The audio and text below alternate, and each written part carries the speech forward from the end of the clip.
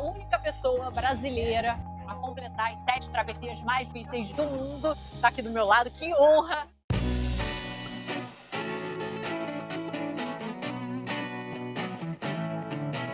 O chamado Ocean Seven foi criado em 2008 e reúne as 7 travessias mais difíceis do mundo. É o equivalente ao desafio dos 7 cumes, do montanhismo, só que aqui, olha, no mar, na natação de águas abertas. Até hoje, desde 2008, só 42 pessoas em todo o mundo conseguiram completar as 7 travessias.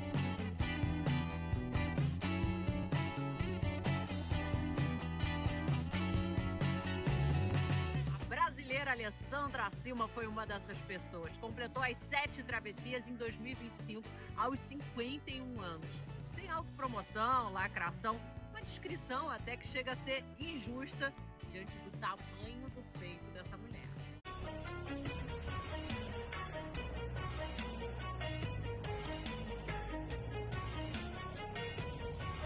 Eu acho o seguinte, todo incentivo, toda motivação é válida. Tem gente que quer bater recorde, tem gente que quer ser o primeiro, tem gente que quer ser o mais rápido. Eu só quero nadar. O resto aconteceu. Das 7 travessias mais difíceis do mundo, qual que é a mais difícil das mais difíceis? O meu voto continua para o Canal Norte.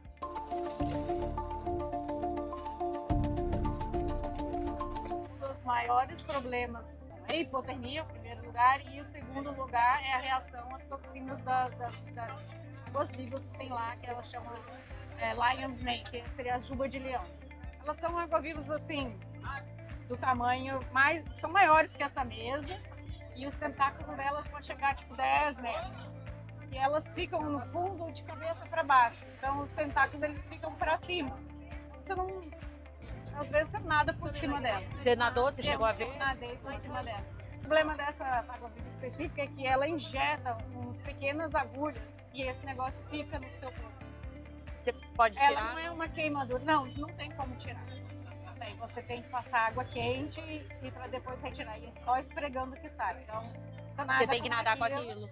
E aí, com o tempo, aquele negócio vai entrando na sua corrente sanguínea, né? E foi o que aconteceu comigo. Em 6 horas eu tive uma reação alérgica e eu vomitei horrores. Achei que eu não ia conseguir nadar porque eu não estava mais conseguindo ingerir nada e estava perdendo energia vomitando e perdendo energia porque eu estava parada também, né? Isso o quê? Como é que você não pode encostar no barro? Não, o que eles fizeram foi a gente trocou a alimentação. Eu tomei um anti-histamínico eu já tinha tomado antes de nadar, tomei um outro durante a natação, aí trocamos a alimentação, que foi a base, e eu nadei as outras 6 horas à base de Coca-Cola e chá preto. E funcionou? Funcionou. Terminou, né? Não, maneiro. Eu não tenho muita lembrança do que aconteceu depois, porque o frio tem dessas, né? Mas eu cheguei.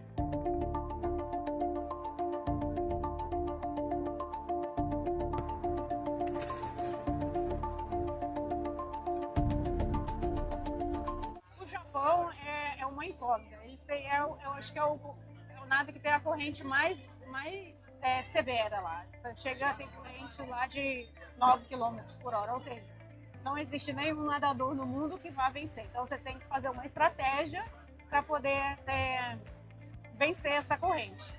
Então o estreito em si são 20 km, mas a gente larga 10 km atrás para a gente nadar os primeiros 10 km protegidos da parede.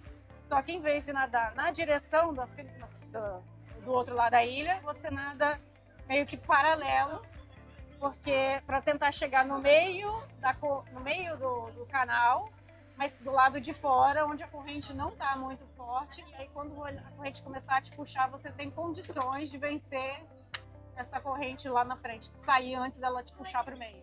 Já estava bem mais da metade do canal quando eu entrei, aí eu fui sugada, nadei mais ou menos por 1 quilômetro para trás. So if you think she's going forward, you are mistaken. We're traveling about 2 knots backwards right now. Sério? Cheguei a nadar para trás e aí eu cheguei num ponto que eu consegui me livrar da corrente, mas eu ainda cheguei a pegar o puxão dela para trás. Nossa, quantas horas foram de travessia? Foram 13 horas e 20 minutos, 23 minutos, alguma coisa. E lá a temperatura é... A outra questão do canal lá do Tsugara é isso, porque você não pode nadar durante a noite. É uma questão, é uma imposição da guarda costeira por questão de segurança. Porque ali é um tráfego muito grande de embarcação grande e embarcação de guerra. E a pescaria de lula, ela é feita noturna. Então é muito complicado para ter nadador lá à noite. Então você tem que sair no primeiro luz do dia, não necessariamente um pouquinho antes do sol nascer, mas quando está claro. E você pode chegar antes de ficar totalmente escuro, o que dá mais ou menos 14 horas e 20. Tem as questões das diferenças de temperatura, que é uma coisa muito estranha lá. Eu nadei, comecei a nadar com 28 graus no mar. Muito quente. E aí a temperatura caiu para 17. E aí o corpo reage como? Imagina que fica confuso. Sabe quando você toma aquele sorvete gelado? E dói aqui na cabeça? 10 graus aí de diferença de temperatura. É quase fazer uma terapia de contraste. Aquele choque térmico, é isso.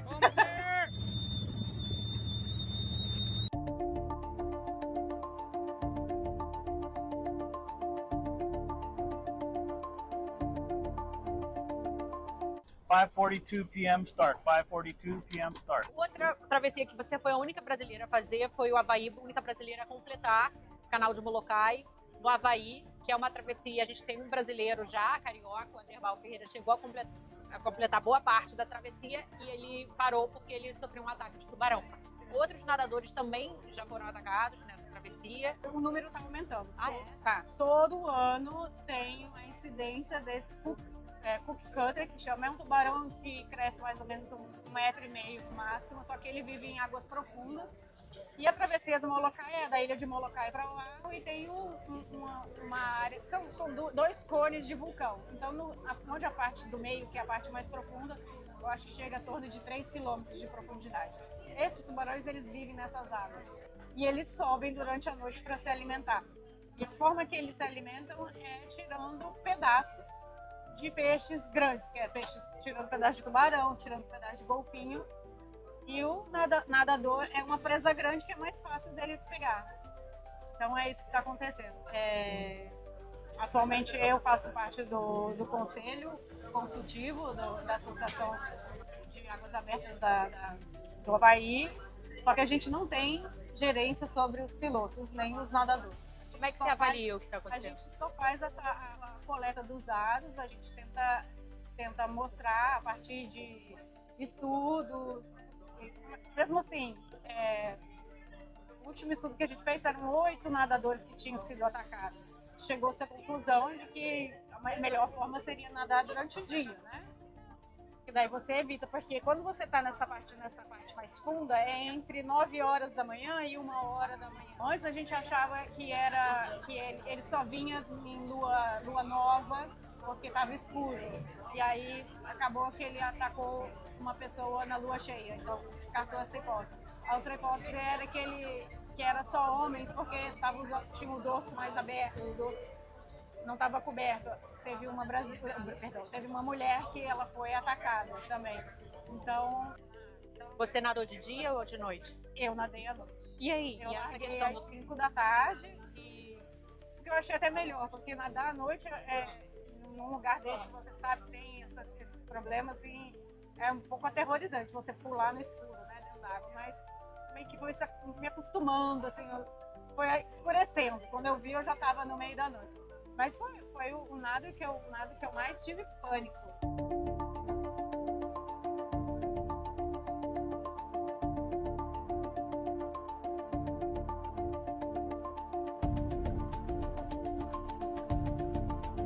Outro local muito selvagem, que você também foi a primeira brasileira a completar, foi Nova Zelândia. Não, Nova Zelândia. Estreito de Cook. Estreito de Cook é um nado jurássico, posso dizer assim. É o nado mais barulhento que eu já nadei na minha vida. Você escuta tudo. O mar tá vivo e tá falando com você. E você entra à noite, né? Você Então entra à imagina, noite. gente, você entra à noite no mar selvagem, baixa ali um pouco.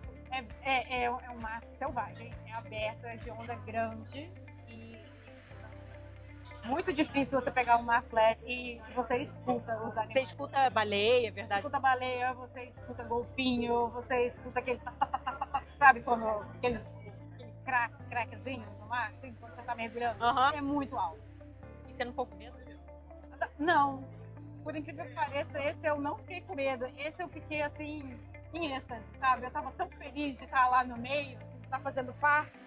Foi prazeroso, foi difícil lá, as águas são geladas também. Eu peguei o início 14 graus, e boa parte 14, 15 graus. Já chegando lá na Ilha Norte, a temperatura subiu acho que para 17, mas o início à noite, e a água 14 é um pouquinho complicado. Eu passei por uma colônia, não sei se como é que chama, se é uma colônia, um cardume de crios, que eles chamam lá, que eles chamam de macaco do mar, que são uns mini camarões, que É o alimento da baleia, é o alimento da na baleia. base da cadeia alimentar, né? E eu comecei a nadar à noite naquilo, eu não conseguia vê-los, porque eles eram muito pequenos, mas eu sentia que eu nadava, parecia que eu estava nadando num pote de sucrilhos, sabe, daqueles arrozinhos. Uhum. Eu sentia na mão, assim, eu tô fazendo tipo uma pazinha neles. Aí depois eu fiquei pensando, meu Deus, Onde tem frio. tô no meio da panela, tô no meio do negócio. Daqui a pouco. Daqui a pouco eu vejo fora.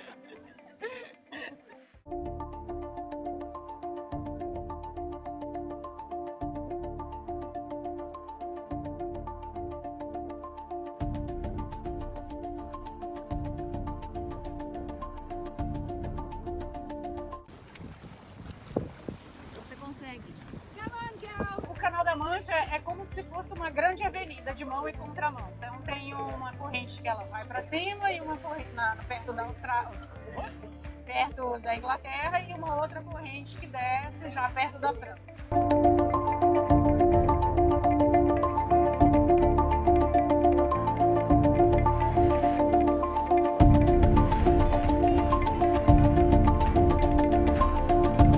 Canal de Catalina, Estados Unidos. O Canal de Catalina era uma vontade minha para nadar no Pacífico. É um nado noturno, basicamente noturno, por questões climáticas lá. Meio-dia entra um vento e esse vento é muito forte, então tem muitas ondas e tem uma corrente contínua que vai do norte para o sul. Então a combinação dessa corrente mais vento quase que impossibilita o nado. Então por isso você larga entre 9 e 10 horas da noite. A questão lá é que você nada em linha reta. Alguns desses nados chamam que você vai caranguejando, né? Esse não, é uma linha reta e aí o barco ele só vai inclinando, ajustando na corrente, e você tem que nadar nessa linha reta. Você não tem a ajuda da corrente para te puxar para a costa. Você tem que fazer força mesmo. Mas é um nado muito bonito. Eu acho que eu fui assim, abençoada por um dia lindo. Aliás, um dia não, uma noite linda, né? É frio também? É frio, mas tipo 18 graus, mas nas últimas milhas ela cai para 15, mas é tranquilo, porque daí você já tá sentindo o cheirinho da terra, você já nadou tudo, você já tá quase chegando, você vai terminar.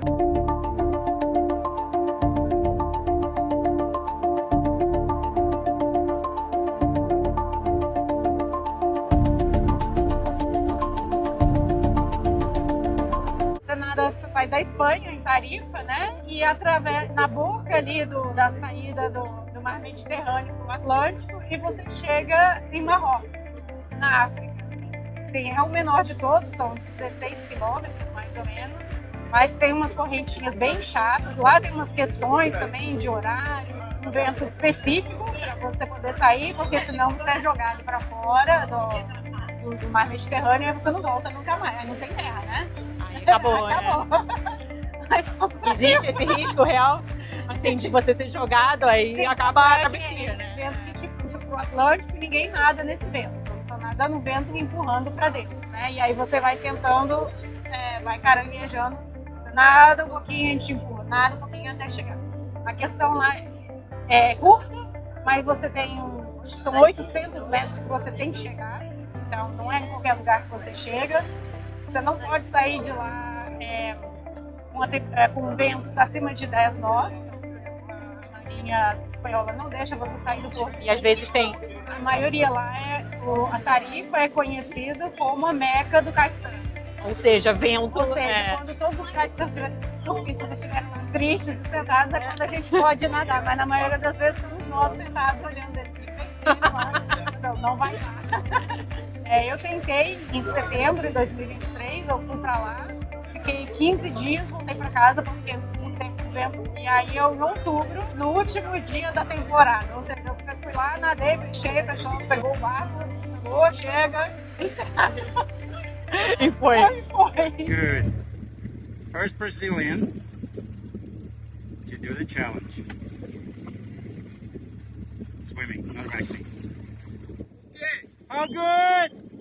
Woohoo! Mulher tem uma força mental incrível, gente. O que ela tá falando, assim, tranquilamente, nadadores ultra experientes, ultra fortes fisicamente, até já tentaram e desistiram. A Lê foi lá, o esporte está crescendo entre as mulheres.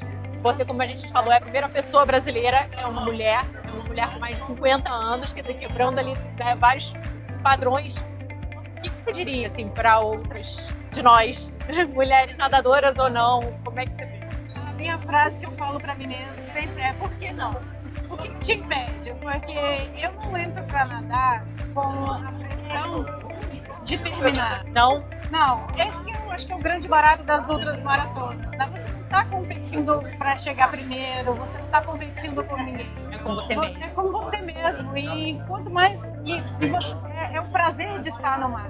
Não estou falando que é mil maravilhas. Não, você resolve todos os problemas do mundo, você se pergunta por que você está lá. Por que você está lá? Por quê? Porque eu amo estar no mar.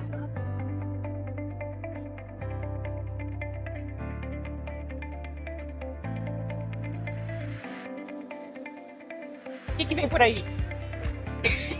Bom, do meu sonho nunca foi o Ocean Sevens, foram nadar nos 7 continentes. Falta algum? Faltam Qual? Antártica.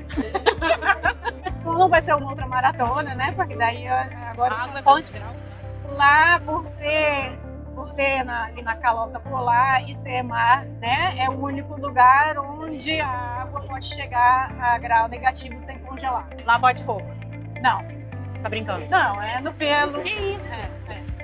Mas é possível?